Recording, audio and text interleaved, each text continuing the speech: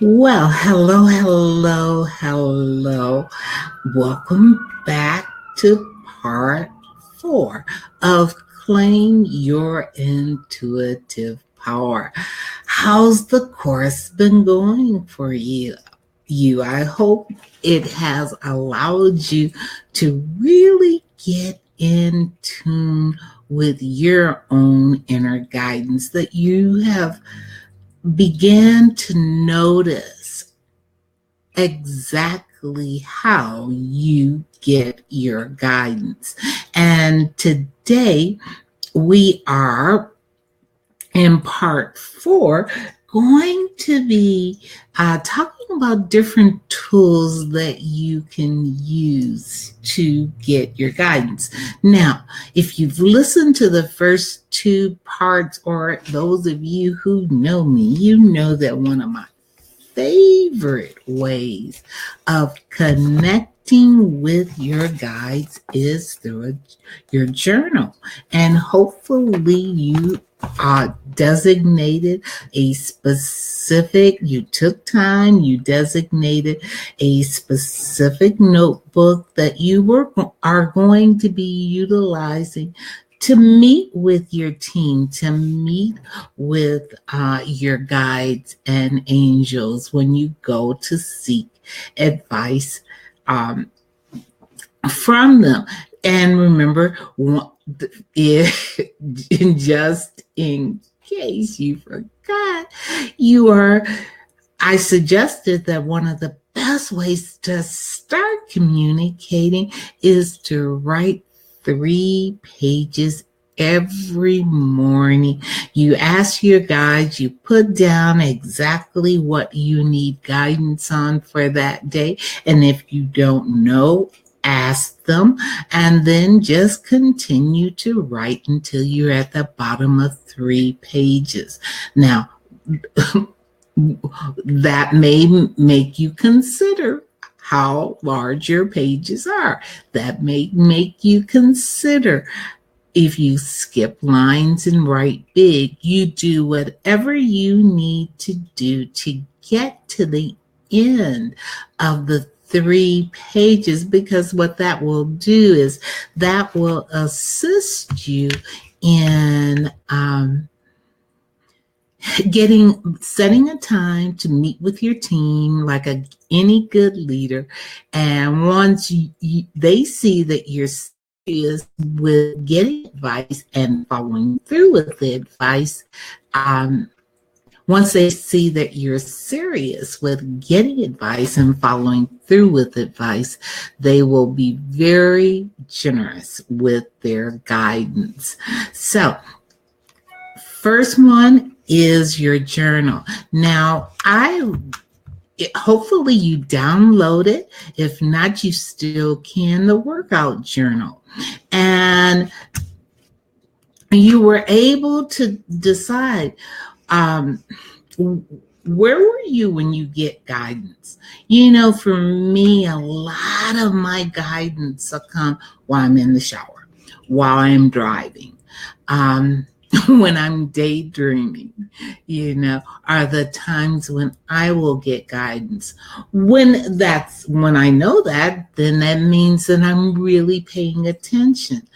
How did you receive the guidance? Was it just a thought? Did you hear a song on the radio? Did you see some numbers? Was it a feeling that you got? Take time to describe it, because remember, in order to change or work on anything, we need to be aware as to how we get it. You write down what the guidance was, write down how you felt, write down what you realized, and what action did you take, and how did you apply it to your life. Now, when I have when I'm working on a one-on-one or in groups, we really spend time with that last point. And I have them for the first week, just not even worry about it, because what I want you to do is to get comfortable with receiving. Once you get comfortable with the receiving and understanding the guidance, then you can go ahead and act on it. Another tool that many people use are oracle cards. And I had a very good question from a client. They said, what's the difference between an oracle deck and a tarot deck? Well, tarot goes back, tarot goes back, it's an ancient system of pictures and numbers and telling the story, where each suit represents a certain area in your life, be it spiritual, physical, emotional, or taking action, mental thing. And that everybody has major themes. But I have not taken, I know enough to utilize the easy decks, but I definitely couldn't teach you the ins and outs. I know many people who do. But the thing about any deck is one that calls to you, one that the pictures say, I understand that, or you want to gaze at it. In Wisdom from Avalon, let's see if I can get a picture where you can see it clearly. This is such a beautiful deck. It talks to me. But that's one of the things I would suggest. When you're getting a tool, you want a tool that works for you, that you like. Or you may get a tool, hey, how you doing? You may get a tool like a pendulum. Pendulum will answer yes or no questions for you. But all of these are different tools that you can utilize to communicate with your guides. If you want to know more in depth, just let me know. But I'm going to give you one that you don't have to buy anything for. Kinesiology works with muscle testing, and when you are right or going in the right way, you're strong, and when you are not going in the right way, you're weak, and you are you'll let go.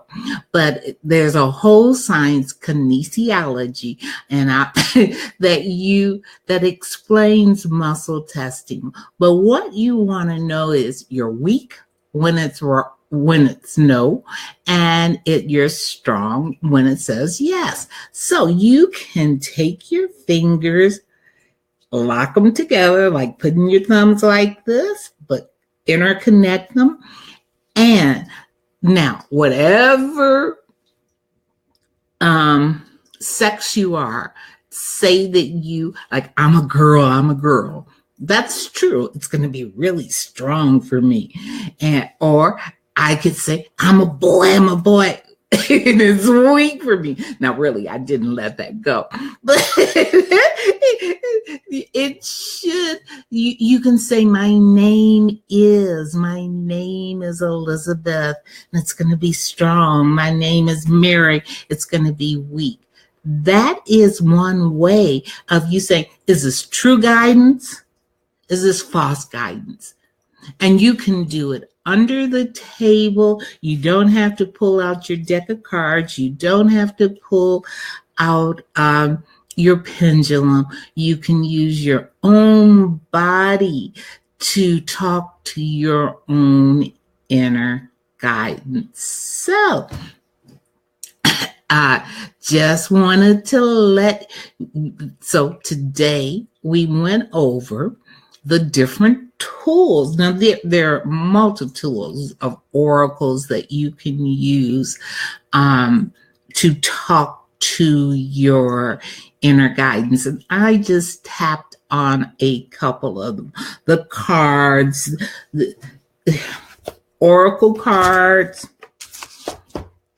using muscle testing, using a pendulum, or like I said, a simple book. Like, what is the message that I want to leave for this lesson? And it says, do something different. If you want to create something new, you must do something different. If you don't, you'll keep getting the same old results. Right now, do something really different and give yourself permission to be absolutely psychic in creating your heart's desire. Imagine that you really are that brilliant and inspired. The way to do this is unbelievably easy. All you have to do is pretend that you are you are psychic. So you see, just a very simple book. If you have you ever had a book fall and open up to a specific page? It opens up, it's your guides talking to you. So to claim your intuitive guidance, go ahead, tune into your inner guidance. Get the journal, track it. Tomorrow, I'll give you ways to protect yourself, because everybody is eager to get into tuning your inner guidance, your intuition. But what if? What if? And we'll talk about the what if in our last part 5. So, folks, I'm Elizabeth Green. May light, love, and laughter accompany you on your path as you claim your intuitive power. Have a blessed one. Until next time.